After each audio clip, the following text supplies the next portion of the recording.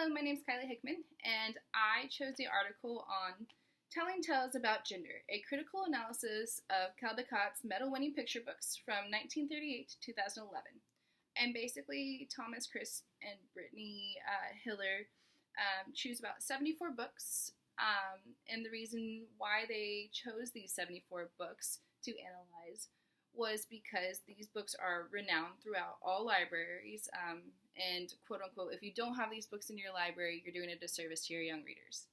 And so they find it important to look at them and see how they actually are affecting their young readers and whether or not it is an actual disservice.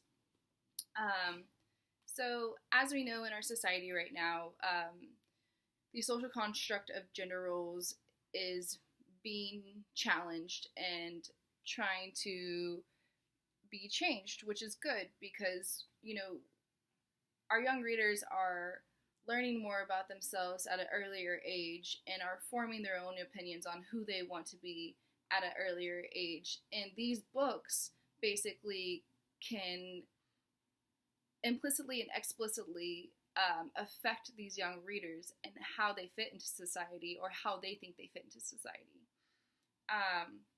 So going back to, you know, the analysis of these books, Brittany and Thomas found that out of these 74 books, only 17 had female lead roles in them.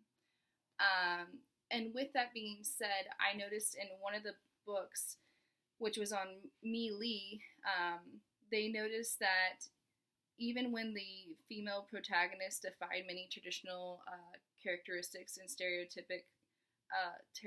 stereotypical female roles ascribed,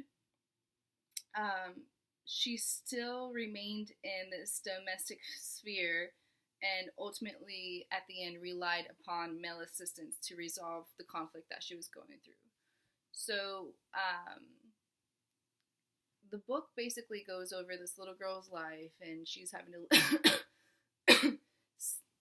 do what girls do, and that's what her brother always tells her, and she's trying to fight it, and then eventually, you know, her uncle kind of helps her see that she's more than that, but, you know, there's still the domestic roles being played of cleaning and wearing cute clothes and putting on makeup and staying in the house while her brother gets to go out, placed upon this child. And when little girls read that,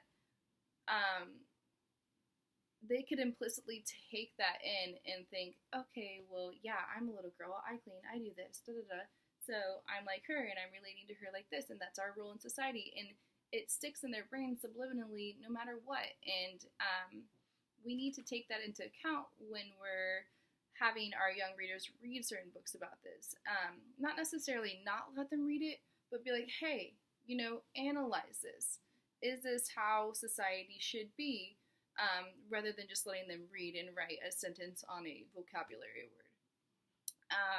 And, you know, that's why I found this article important to read over. I'm a very middle-minded person. I more so think, let them read, and then, you know, they can read other books that show different types of social construct that may fit them, or no, not even social construct, just like, let kids read. It's good that they're reading, you know?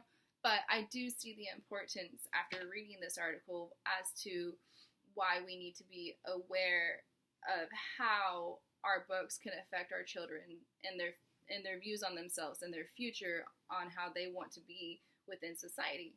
And yeah, it was a pretty interesting read. Questions, concerns?